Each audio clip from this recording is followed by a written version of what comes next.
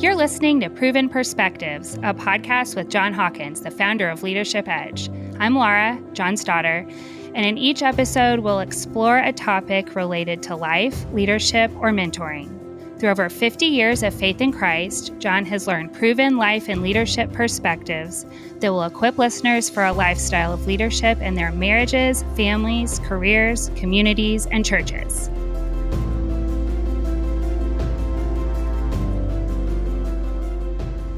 Hey, Dad. Hey, Laura, it's good to hear your voice. How are you today? I'm good. It's good to hear your voice, too. What have you been up to? It has been a full day in Zoom land. I have had 3 back-to-back Zoom meetings today that were really good. Yeah. But, they were there, and then had lunch with one of our pastors at our church today, Elliot, and that was a real treasured time. So that was good. And now we're doing this podcast. So it's a good full day. How about for you guys? Yeah, it's been good. The girls and I just got back from the library, and Barrett got to go to lunch with Jan. So that was fun. Yep. I think they had a big time and went to Five Guys burgers. So, man, it doesn't get much better than Jan and Five Guys. Yeah. So, it's been a really good day. And then tomorrow's Friday. So, it's been a great week so far. So, I wish our listeners could see the picture you sent me this morning of Sadie. Oh, and her tooth. So cute. Yes, dear little Sadie, Laura's daughter, my granddaughter. She, one of her front teeth is missing. She's lost her baby teeth and moving to the permanent teeth, I guess. And it's this amazing picture you sent. So that started mine and Janet's morning off with a smile. Yeah, well, and she just always has such a totally joyful smile. And then to have that little hole, it's just, I think I said this to you, but I just can't even look at her without smiling. It's pretty cute. So that's cool. Yeah. That's cool. Yeah. So, Dad, looking forward to our podcast today. In the United States this week, we observed our National Martin Luther King Jr. Day in honor of Dr. King's life and his 94th birthday. So I think you have a story. I know, a story about Dr. King that will introduce our topic today. So tell us. Oh, you bet. Yeah, so our topic for today is the precious gift of God-honoring influence and just how God uses each one of us as we follow him to have influence in the lives of others. So the story about Dr. King that has to do with just the blessed gift from God that we have influence is all of us know that really one of the high points of Martin Luther King's life and ministry was in August when he was at the Lincoln Memorial in Washington, D.C. And it was, I believe, in 1963 in August. It was a hot day. And there were like 250,000 people in the Washington Mall listening to Dr. King. And he and all those who were part of the civil rights movement who were around him knew that this was going to be a big day and that he needed to be at his best. He needed to, this was his moment. Yeah. And I think that he was a man who prepared really well, like he, days, weeks in advance would be preparing his talks. Mm-hmm.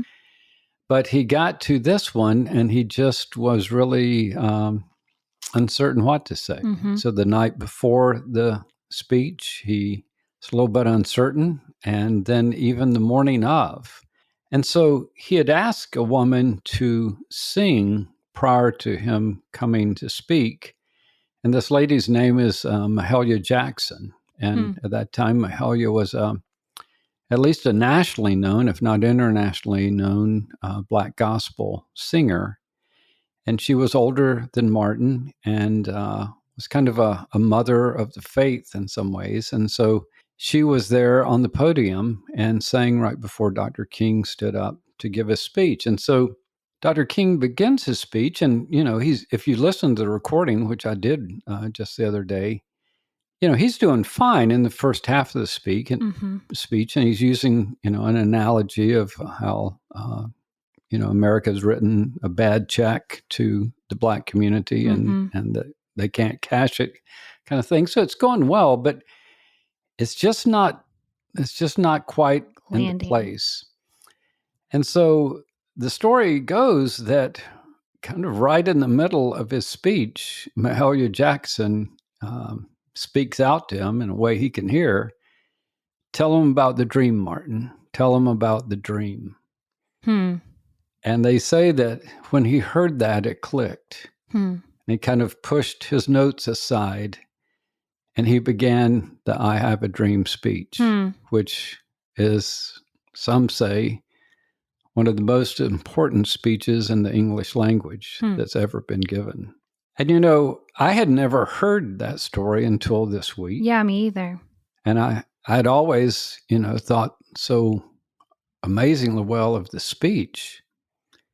But I never knew that there was this woman, and God was going to use that woman to remind him of something right at the key moment of his ministry and influence that God would use to get him focused and to help him to buy up the moment, the opportunity that God had brought him to. So I think it's an amazing story of the influence that Mahalia Jackson had. She was kind of the right woman in the right place, said the right thing, and God used it to influence not only Dr. King and his speech and the hundreds of thousands who were there, but the millions who have read or heard that speech since then. Yeah. No, it was an absolutely amazing article. In fact, are we going to be able to attach it in the show notes or put a link in the show notes? Do you know? We'll figure out how to put a note, and we have other show notes for this one, a little paper that I've written on the precious gift of God-honoring influence. But we'll somehow put in there a link to that article that talks about when Mahalia said that to Dr. King. Yeah. Good call. Yeah. Because one thing that really stands out in the article is actually, and this was the topic of the last podcast, so I noticed it right away, but someone talked about just what a person of integrity she was and used basically verbatim some of the words you had used in the last episode, but just she was the same woman in every place. But then also it gets into her faith and even the song that she was singing about, I'm going to tell Jesus like the way that I'm being, like that our people has been treated for so long. I don't know. The whole article was really moving. So yeah, you said that Mahalia influenced Martin Luther King to achieve one of his greatest moments. So I guess I'm curious to hear in this story, who is the object lesson about? Is it Mahalia or Dr. King? Yeah, so if you're looking at it from a leadership perspective, it's like who's leading whom, you know? And you could say, well, Dr. King is leading the movement. And yet in that moment, through her wise, timely counsel that came from a life that's very credible, she's influencing, she's leading Dr. King. I think we kind of make from this that, influence is leadership and leadership is influence. And in some ways, this is a picture of two leaders at work. Dr. King leading the movement, and through the influence that God's given this woman, Mahalia Jackson, her leading Dr. King. And isn't that just a beautiful picture? Yeah, totally. So you just said influence is leadership and leadership is influence. And so our topic today is the precious gift of God-honoring influence. So what makes our influence with others God-honoring specifically? Yeah, I think what makes it God-honoring is, was it done in faith, and was it done for the glory and honor of God? Now let's talk about each of those. With it being, was it done in faith, meaning is it flowing out of a life of faith? Is it flowing out of a dependence upon God? Is it flowing out of a life that is trusting God, that is following God? So was it done in faith or from faith, through faith? And then also, was it done for the honor and glory of God? Hmm. And I think that if we can check both of those boxes in terms of our influence with others, then we have reason to believe it is God honoring. I think with Mahalia Jackson, again, I don't know her and I've not read that much about her, though I've known her for really all of my life. She was a figure that I knew of when I was growing up in the South. Mm-hmm.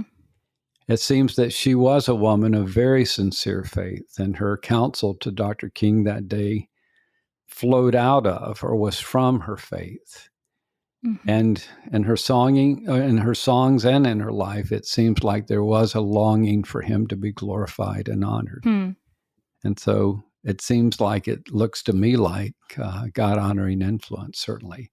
And that's a precious thing. And it's something that in my lifetime, I've learned to not take for granted, but to be in some ways amazed by. Mm-hmm.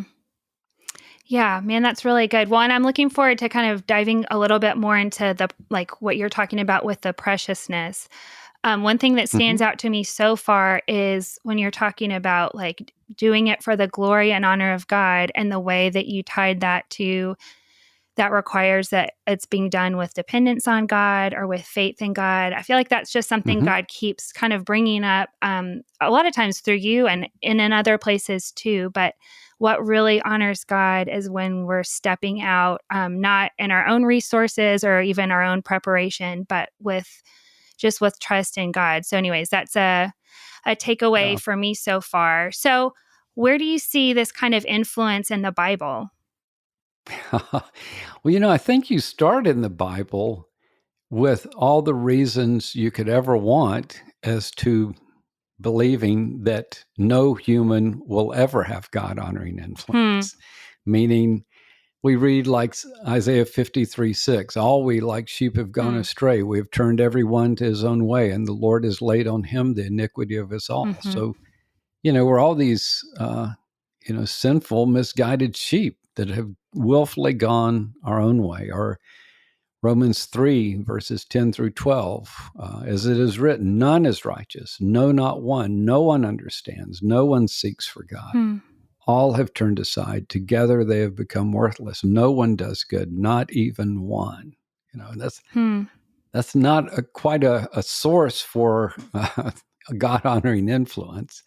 Or Matthew 15:14, when Jesus is talking about a certain group of people that were very lost, though very religious, he says, let them alone. They are blind guides. And if the blind lead the blind, both will fall into a pit. So I think left to our natural state, it's just impossible to think that any of us would ever have God-honoring influence.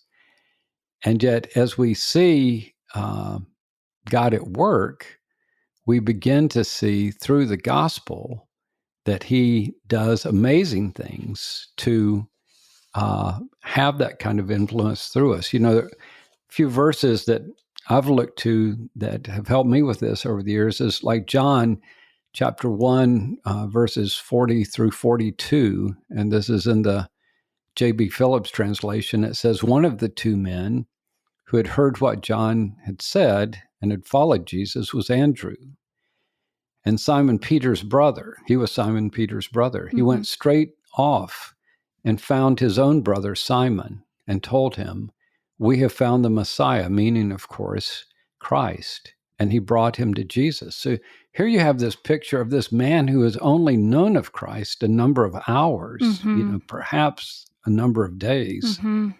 And yet God's already using him to bring his brother to Christ. And then John 4:39, where the woman at the well, and here's a very compromised, formerly very immoral woman, and she intersects with Christ, and her life is changed, and she goes back to the village, and she shares of Christ to the people in her village. And it says in John 4:39, many Samaritans from that town believed in him because of this woman's testimony. So again, not a woman that's got it all squared away, but a woman who testifies. And then finally, Nehemiah says, "Then I said to them," that means Nehemiah said to them, "You see the trouble we're in, how Jerusalem lies in ruins with its gates burned. Come, let us build the wall of Jerusalem, that we may no longer suffer derision." And I told them of the hand of my God that had been upon me for good, and also of the words that the king had spoken to me. And they said, "Let us rise up and build." So they strengthened their hands for the good work. And again, here's a leader who is a credible guy who, but they haven't known him that long. Mm-hmm.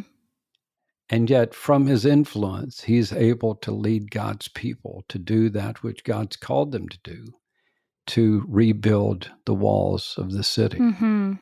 So I think in those passages, we see some great examples of what God's power in the life of someone can do, to where they become people who, instead of leading others astray, leading others into their own sin and confusion, are able to be, that Mahalia Jackson or that whoever it is who can say the words, can do the things to inspire someone else to the place God's called them to be. Yeah, no, that's really good. Well, and as you were talking, like, I feel like there were a couple of things from those verses that sparked for me, like the John 4:39.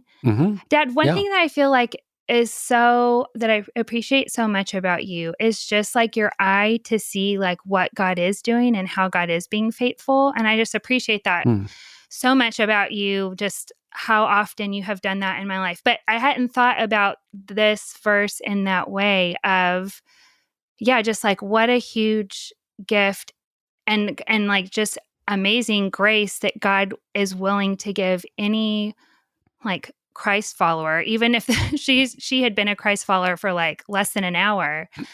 Like the opportunity to influence others towards Christ, and that what it required was like that she believe him, like what he said about her identity that was completely different from everything she'd believed in the past, and a willingness to point to him instead of like making it about herself. I don't know. That's just really neat. I guess, does that fit with what you were saying? Oh, absolutely. Absolutely. Again, like we said of Mahalia Jackson, here's a woman who at the right moment and in the right way said what God had given her to say to these people. And God used it. Yeah. And that's a beautiful picture. Yeah, beautiful picture. Yeah. Well, and the other thing, when you were talking in John 1 about Andrew and Simon Peter, because isn't that where Jesus like gives him a new name, Peter, which means the rock? Is that where that happened? I'm not sure if that's where, I just don't know. It might be, but I think that was a little bit later on. Okay. But, yeah. Well, anyways, it's just really neat how right off the bat, God had like, it's just a neat story of how God had plans for both Andrew and Peter. And anyways. Absolutely. Yeah. Absolutely. So, Dad, what has this looked like in your life? Like, who are some of the people who have had God-honoring influence in your life, and how did they do that? Well, I don't even know really all the people, in the sense sometimes you're influenced, you're not even realizing it. But, as I was thinking about this and writing on this, I thought of Gary Massey, who was my counselor at the Young Life camp at which I came to Christ. And he's just this college guy who was trying to figure out how to walk with Jesus.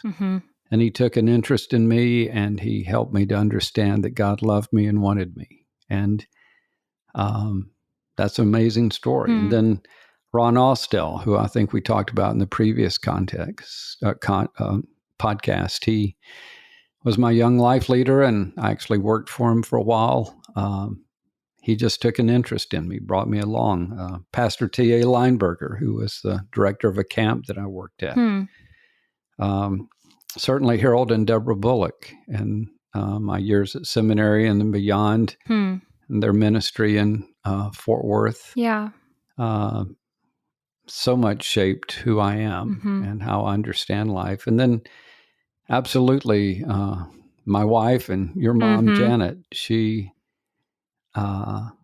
probably more than anyone, God has used Janet to shape who I am.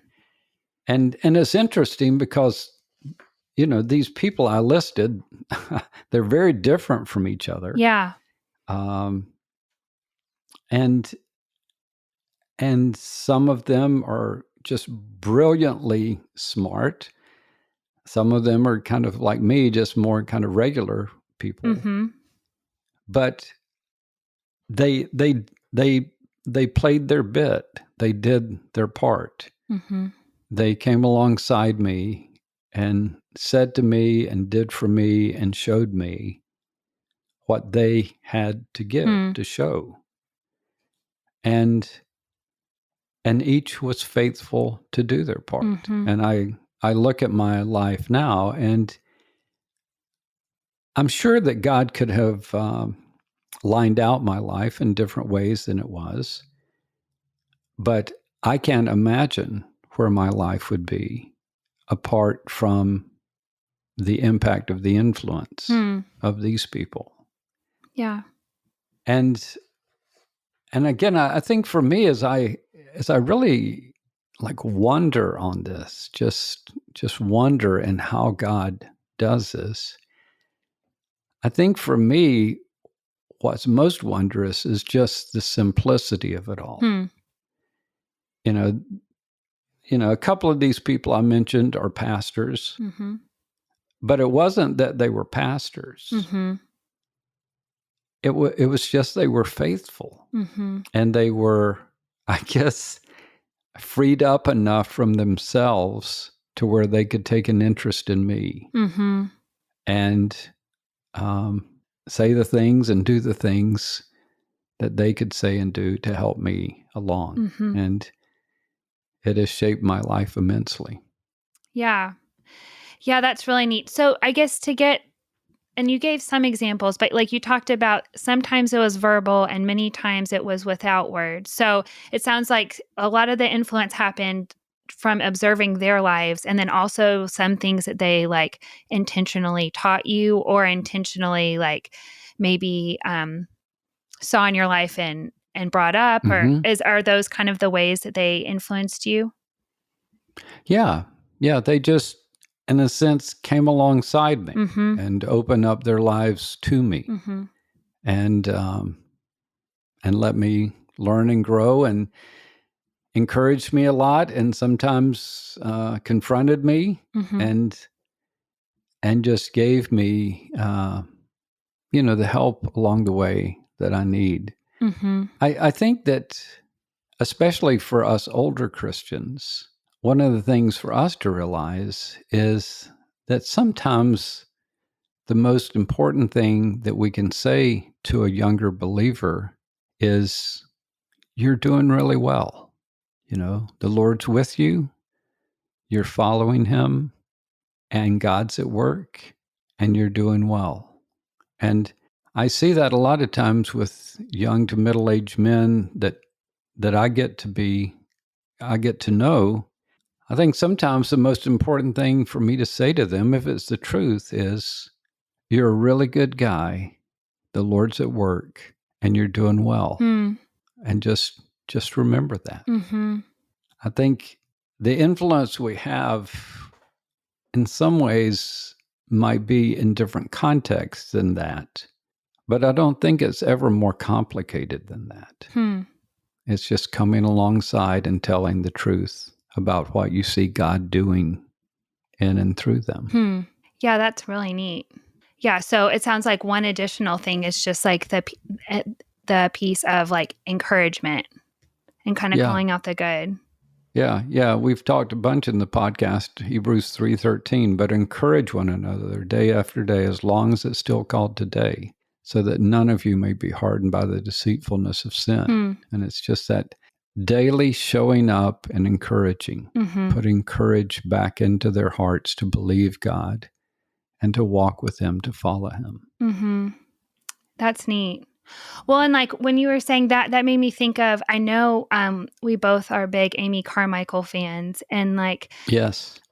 in her life, at one point she had this ministry in India working especially with like women and young girls who had been like forced into temple prostitution and also did other things as Mm-hmm. well. But then, and so obviously, it's visible and maybe in some ways more measurable how God was using her to influence at that point. But then for the last 20 years of her life, she was bedridden and in like horrible pain. And it seemed as though from this book that I'm reading, she couldn't even really, I don't know, spend a ton of time out of her bed, but she wrote a ton of letters, and the letters just had it was so cool. I think we were talking about this, but she had all these like shorthand phrases for like scripture that she memorized, and she would just kind of reference like a phrase from the verse, and you could tell that phrase just had so much meaning because she'd read it so many times and really thought about what it meant. And so I guess what that made me think is, like you were saying, older believers have such an opportunity to encourage and influence that way. And maybe a question that I have for you from there is like, obviously her knowledge of scripture at that point in her life really was used by God to help her encourage other people. So what meaningful action points do you have in mind that we could practice regarding the precious gift of our influence? Yeah, well, I guess the first one is just always to be prayerful. God, just help me to see the opportunities. Help me to see the person, the people. I was recently in a email chain where some opinions were getting pretty heated amongst some folks. And somehow God just gave me the ability to see, John, don't jump in and throw in more fire. Figure out how you can, in a sense, redirect this conversation in a positive way. And so I did, and it was really effective. And someone who was in that email chain, my wife Janet was with her just the other day, and she said, I want you to read this email that your husband wrote. And I just thought, now, how did that happen? Well, I'm in this chain. People are really getting hot with each other. And God helped me to see, John, don't do that. See how you can redirect this. So I think be prayerful, be aware of opportunities, be thankful, seek out opportunities of people that you could be of encouragement to. I heard someone say that we should always be on the path of people's pain. And it was basically meaning, instead of running away from people in pain, that we should be on the path towards people and their pain and figuring out how could God use us to be an encouragement, to have influence. And then be intentional and God honoring in the opportunities that come your way. So I guess to sum that up, it's just pray, be alert, seek out folks that you could be of encouragement to, and then just see how God uses you, because He flat out will use you. That is for sure. That is for sure.